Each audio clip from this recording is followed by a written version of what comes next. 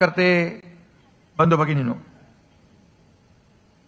तर म्हणजे लाडकी बहीण एवढी फेमस झाली, एवढी सुपरहिट झाली, विरोधकांच्या चारी मुंड्या चित झाल्या आणि म्हणून लाडकी बहीण, लाडका भाऊ, लाडका शेतकरी, लाडका ज्येष्ठ, लाडके ज्येष्ठ आणि लाडके युवा हे सगळं निवडणुकीमध्ये प्रचारात तोंडात होतं ना माझ्या. आता कसं ते जाणार? लाडक्या बहिणींना कधीच विसरू शकत नाही. तुम्ही नाराज होऊ नका, तुम्हालाही विसरू शकत नाही. पण यावेळेस काय झालं, निवडणुकीमध्ये लाडक्या बहिणींनी त्यांना जे मी सांगितलं होतं की मुख्यमंत्री माझी लाडकी बहीण योजना आम्ही सुरू करणार, आणि विरोधकांच्या पोटात गोळा आला. म्हणाले लाडकी बहीण चुनावी जुमला आहे, हे काय लाडकी बहीण योजना पैसे देणार नाहीत, निवडणूक गेली की निवडणुकीमध्ये यांना आम्ही धोबी पछाड देऊ. मग कोर्टात गेले, कोर्टाने पण त्यांना एक चांगला लगावला. मग मी म्हणालो बघा सावत्र भावांना, दुष्ट भावांना, आपण ज्यांनी खोडा घातलाय तुमच्या योजनेत त्यांना चांगला जोडा दाखवा असं म्हणालो मी. आणि माझ्या लाडक्या बहिणीने बरोबर लाडक्या भावाचं ऐकलं, जोडा चांगला जोरात लगावला. आणि बघा लोकसभेच्या पाठोपाठ लोकसभेमध्ये तुम्हालाही वाटलं होतं की लोकसभेमध्ये आपल्या महायुतीला 17 आणि त्यांना 30, म्हणजे 30 म्हणजे सायत्रिक 18, 180 जागा. आणि तुम्हाला सांगतो लोकसभेच्या निवडणुकीच्या पूर्वी त्यांनी लोकसभेच्या देखील मंत्रिमंडळाचं वाटप केलं होतं. उभाटाला काय मिळणार, आणखी महाविकास आघाडीला काय मिळणार, सगळं झालं. परंतु या देशातल्या तमाम 140 कोटी जनतेने हे सर्व लोक एकत्र आले मोदीजींना हरवायला. परंतु या देशातली जनता मोदीजींच्या मागे उभी राहिली आणि पुन्हा एकदा या देशामध्ये मोदीजी प्रधानमंत्री झाले, हॅट्रिक मारली. लोकाभिमुख कल्याणकारी योजना माझ्या लाडक्या बहिणींसारखे, लाडक्या भावांसारखे, ज्येष्ठांसाठी केल्या. आणि एकीकडे विकास आणि दुसरीकडे कल्याणकारी योजनाची सांगड घातली. आणि म्हणून अवघ्या 4-5 महिन्यात वातावरण बदलवून टाकलं. लोकसभेचं वातावरण कुठच्या कुठं गेलं आणि 237 महायुतीचे आमदार निवडून आले. हा इतिहास आहे. आणि म्हणून सारा महाराष्ट्र आपल्याकडे आशेने पाहतोय. आता आपली आणखी जबाबदारी वाढली आहे. तुम्ही आरोप करत राहा. आता मगाशी रामदासबाईंनी सांगितलं, अरे मनोहर जोशी सरांना शिवतीर्थावरून भरल्या सभेतून मुख्यमंत्री राहिलेला माणूस, लोकसभेचा सभापती राहिलेला माणूस, शिवसेना प्रमुखांच्या सोबत काम केलेला माणूस, त्याला खाली उतरवलं. तुमची झाली असती मी थांबवलं आणि उतरवलं. अक्षरशः आमच्या डोळ्यातून पाणी आलं. असं कसं होऊ शकतं? असा नेता कसं करू शकतो? पक्षाचा प्रमुख कसं करू शकतो? रामदासभाई पण एकदा षण्मुखानंदला यायला निघाले. मी त्यांना सांगितलं नाही, षण्मुखानंदमध्ये एक बैठक होती आणि तिथं सगळा प्लॅन ठरला. रामदासभाईंना कसं मनोहर जोशींसारखं अपमानित करायचं. मी बोललो येऊ नका इकडं. आणि रामदासभाई नाही आले. आणि ते तिकडे जे लोक आले होते प्लॅन करून, त्यांनी घोषणाबाजी सगळं काय करायचं, मला वाटतं योगेश वगैरे होते तिकडे, सिद्धेश होता. असं कसं करू शकतो?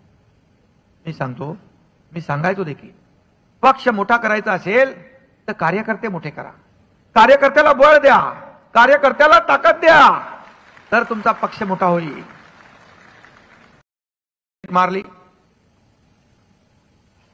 मग विधानसभेच्या निवडणुका समोर येतील म्हणून अगोदरच मंत्रिमंडळाचं वाटप झालं. मुख्यमंत्री, उपमुख्यमंत्री, कोण कोण मंत्री सगळे खातं वाटप झालं.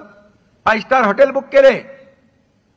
कारण लोकसभेमध्ये महाराष्ट्रामध्ये जरी बोले प्रधानमंत्री झाले असतील मोदीजी, पण महाराष्ट्रात तर आपल्याला 30 जागा मिळाल्यात, म्हणजे आपल्याला क्लिअर मेजॉरिटी आहे.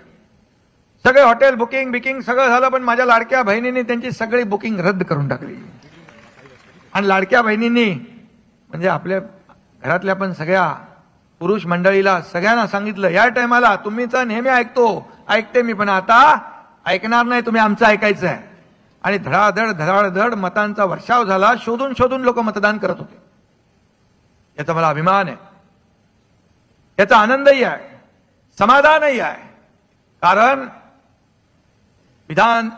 लोकसभेत पाठोपाठ विधानसभेत आपण ऐतिहासिक विजय मिळवला आणि एकच फाईट, वातावरण टाईट झालं होतं की नाही. आणि कसं बदललं मग ते? महाराष्ट्रातल्या जनतेने जो कौल दिला, आतापर्यंतच्या इतिहासामध्ये कधी एवढ्या जागा आल्या होत्या का? 237. पण मला विश्वास होता, तुमच्या एकनाथ शिंदेला विश्वास होता. रामदासबाई पहिल्या माझ्या भाषणामध्ये विधानसभेच्या हा एकनाथ शिंदे म्हणाला होता, माझ्या बाजूला देवेंद्रजी होते, म्हणालो मी आणि देवेंद्रजी मिळून महाराष्ट्राच्या विधानसभेत 200 पेक्षा जास्त जागा निवडून आणणार. आणि नाहीतर गावाला शेती करायला निघून जाईल, हे मी सांगितलं. माझे सगळे कार्यकर्ते मला कसं गावाला जाऊन देतील? आणि समोरचे लोक सांगत होते, जे एकनाथ शिंदे बरोबर गेले ते एकाला पण निवडून येऊ देणार नाही. काय झालं? आणि म्हणून आपण लढलो जागा. लोकसभेच्या 15 जिंकलो 7. थोडीशी गडबड मागे पुढे झाली, आपण ते काही तडजोड करायला लागल्या, नाही तर 3-4 जागा अजून आल्या असत्या. म्हणजे 10 ते 11 जागा शिवसेनेच्या आल्या असत्या 15 पैकी. आणि समोर उभाटाने लढवल्या 22, आल्या 9. लोकसभेत देखील आपल्याला उभाटापेक्षा 2 लाख मतं जास्त मिळाली आपल्या धनुष्यबाणाला. आणि विधानसभेमध्ये ते लढले 97, आल्या 20.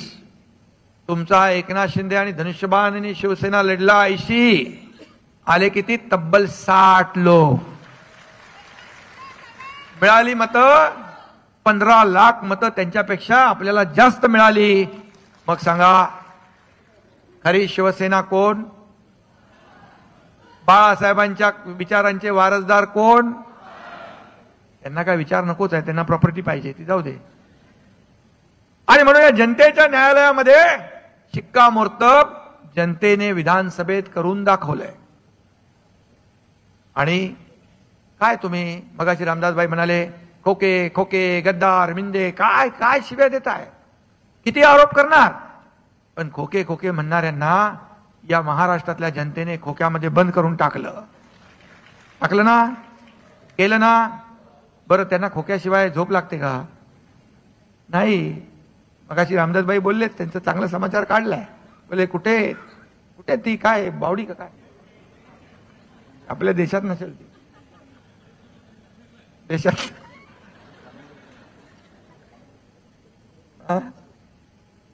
आणि त्यामुळे रामदासबाईंनी समाचार घेतलेला आहे. आणि खऱ्या अर्थाने खरं म्हणजे फक्त जे बोलले रामदासबाई ते बरोबर आहे. त्यांचा अनुभव त्यांनी कथन केलेला आहे. का उठाव करावा लागला आम्हाला? का निर्णय घ्यावा लागला? अरे हा एकनाथ शिंदे प्रेमाचा भुकेला आहे. एकनाथ शिंदेवर तुम्ही विश्वास टाकला तर एकनाथ शिंदे जीवाची बाजी लावायला तयार असतो. खुर्चीसाठी कधी एकनाथ शिंदेने तडजोड केली नाही, मोह झाला नाही खुर्चीचा मला. आम्ही खुर्ची नाही शोधली, आम्ही. नमस्कार स्वामी भक्तांनो, गरम तव्यावर पाणी टाकल्याने काय होते हे आज आपण पाहणार आहोत. जय जय स्वामी समर्थ. असे अनेक लोक असतात जे नवीन घर घेताना किंवा जमीन विकत घेताना वास्तुशास्त्राचा विचार करतात.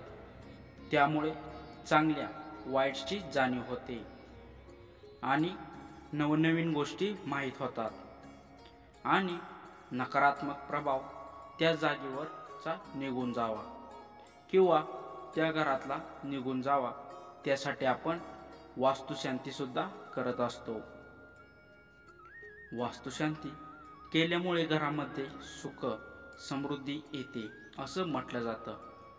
वास्तूची योग्य दिशा सांगण्यासाठी आपल्याला वास्तुशास्त्र मदत करतं.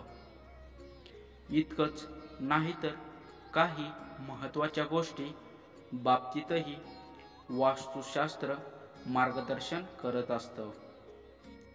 त्यात आणखीन एक महत्त्वाची गोष्ट, पोळी बनवण्याचा तवा. प्रत्येक भारतीयांच्या घरात स्वयंपाकघरामध्ये पोळी बनवण्याचा तवा हा असतोच. याच तव्याविषयी वास्तुशास्त्र काय म्हणतं ते आपण जाणून घेणार आहोत. चॅनलवर जर नवीन आला असाल तर चॅनलला सबस्क्राईब करायला विसरू नका. तसेच हा व्हिडिओ जास्तीत जास्त शेअर सुद्धा करा. पोळ्या करण्याचा तवा हा आपल्याला सगळ्यांच्याच घरी पाहायला मिळतो. वास्तुशास्त्रानुसार तव्याचे काही नियम आहेत आणि त्यापैकी एक नियम म्हणजे गरम गरम तव्यावर पाणी टाकणं. आपल्याला घरातली आई किंवा मोठ्या माणसांनी हे सांगितलं असेल की गरम गरम तव्यावर पाणी टाकू नये. परंतु असं का